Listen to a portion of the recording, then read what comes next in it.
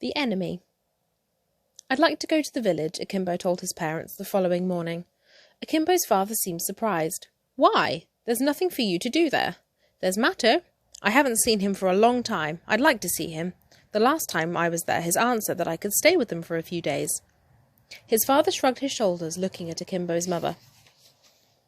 If you want to go, I suppose you can, she said. You'll have to walk there, though. It'll take 3 hours, maybe more.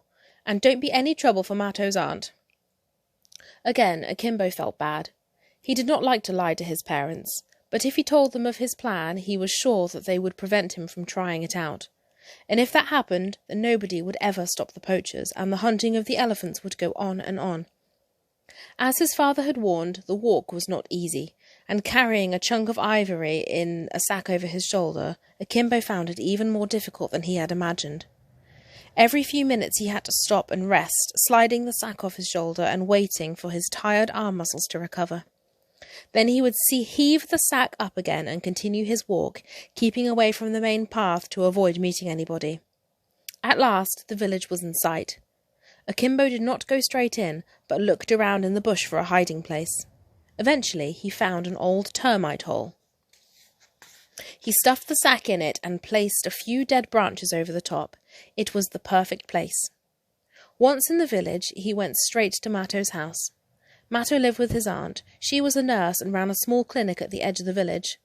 Matto was surprised to see Akimbo, but pleased, and took him in for a cup of water in the kitchen. I need your help, said Akimbo to his friend. I want to find somebody who will buy some ivory from me. Matto's eyes opened wide with surprise. But where did you get it? He stuttered. Did you steal it? Akimbo shook his head. Then, swearing his friend to secrecy, he told him his plan. Matto thought for a while, and then he gave him his opinion. It won't work, he said flatly. You'll just get into trouble, and that's all that will happen.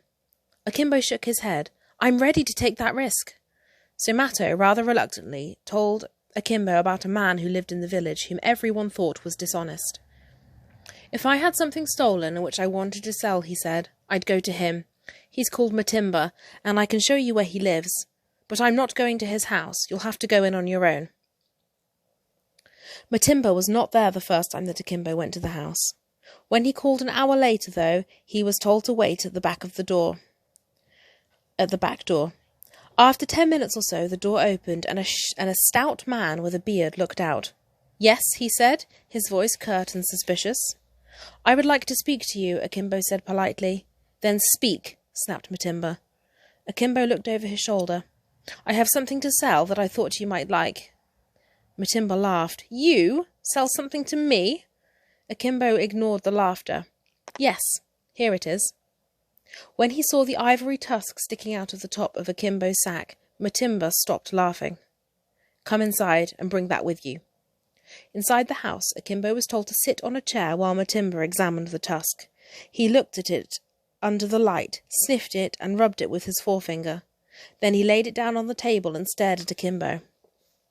Where did you get this? He asked. I found it, said Akimbo. I found a whole lot of tusks, and some rhino horns. At the mention of rhino horns, Matimba narrowed his eyes. These rhino horns were much in demand among smugglers, and could fetch a very high price on the coast. If this boy had really got some, Matimba thought, I could get them off him for next to nothing. Where did you find them? In a hiding place near a river. I think they must have been hidden there by a poacher who got caught and couldn't come back for them. Matimba nodded. This sort of thing did happen, and now this innocent boy had stumbled across a fortune. He looked at the tusk again.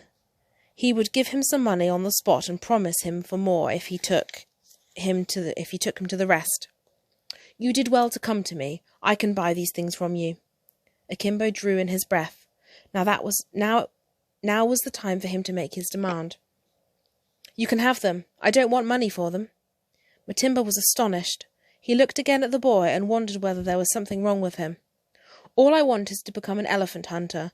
If you let me go off with some poachers to learn how they do it, I'll show you where I've hidden the tusks and horns. Matimba was silent. He stared at Akimbo for some time, wondering whether to trust him. Then his greed got the better of his caution. He granted Akimbo's wish.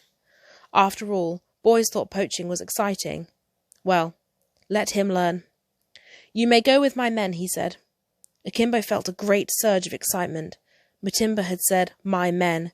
He had found the head of the gang of poachers. His plan had worked so far. The next stage was the really dangerous part.